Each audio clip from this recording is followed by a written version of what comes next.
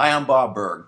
When discussing the sales process, the word value is brought up very often, and for good reason, because value is really what it's all about. In a free enterprise-based economy, it's the value for value exchange, in which both sides end up being better off than they were before the exchange, which is what brings abundance to a society.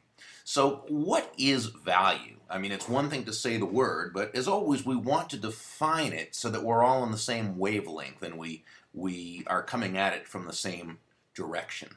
Well, I think what we really have to understand is the difference between price and value.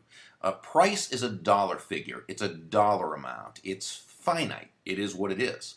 Value, on the other hand, can be defined as the relative worth or desirability of a thing to the end user. In other words, what is it about this thing, this product, this service, this concept, this idea that brings so much worth or value to a person that they'll be happy to exchange their money for it and they'll be ecstatic that they did, while the seller makes a very significant and healthy profit.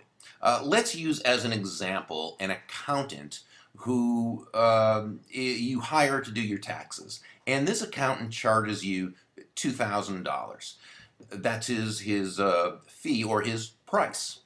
But through the value he provides, the work he provides, his knowledge, his skill, the way he and his team make you feel throughout the transaction, he really provides value in such ways that he saves you well over $6,000 that you wouldn't have known how to save otherwise. He saves you a lot of time, and he, perhaps most importantly, provides you with the security and peace of mind of knowing it was done correctly.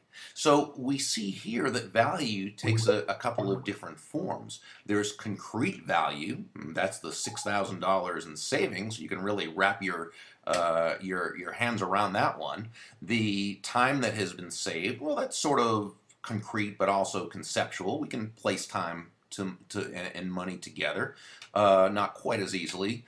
But the last part, the peace of mind, well, that's easy to conceptualize, isn't it? Because when you think of it, it's like the old Visa commercial. That one is priceless. So what this accountant did is he charged you $2,000, but he gave you well over $6,000 in value. He gave you more in value or use value than he took from you in payment. So you feel great about it.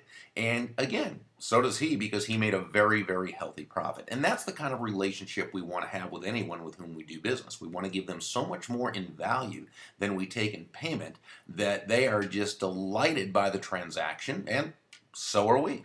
They come away feeling great, and we come away making a very healthy profit. And that's one reason why I really want to see people not get sucked into that who can sell at the lowest price or who can discount the most. That's a race to the bottom that no one ever wins, including the client or customer. Because what they've done is they've put you in a situation where at best you can't service the sale properly, and at worst you might be out of business if you're doing this too often, and then they are really out of luck. So instead of focusing on the price, let's focus on providing value and communicating that value. One way to communicate value is simply by putting your focus where it belongs, on the prospect, on the customer, on the client. John David Mann, my awesome author, co-author of the Go Giver and Go Givers Sell More, we both say that money is an echo of value.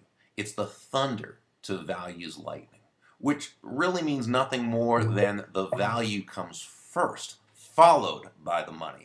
So if you're focused on that other person, if you're focused on providing great value to them, they're going to be able to sense that.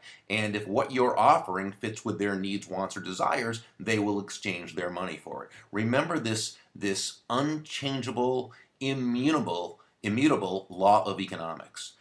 People will exchange their money for that which they feel is of equal or greater value than the money they're exchanging it for. Obviously, the more value or perceived value compared to the money the greater the chances are they're going to want to do business with you and be happy with that exchange. So the focus on value on that other person comes first.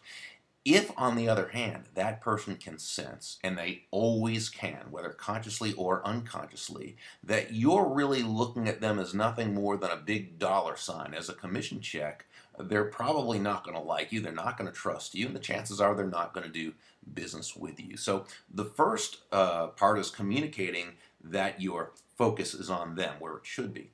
Now, there are many ways to provide value to others, probably thousands of ways. John and I boil it down into five main, what we call aspects of value. And those are excellence, consistency, attention, empathy, and appreciation. And these are what you want to communicate throughout the selling process, which includes after that sale has been completed. So my question for you is, how can you, by first focusing on that other person and then bringing in those five aspects of value, how can you communicate that focus? How can you communicate your value to others so that they choose to do business with you and refer you to many others? I'm Bob Burg. Make it a great day.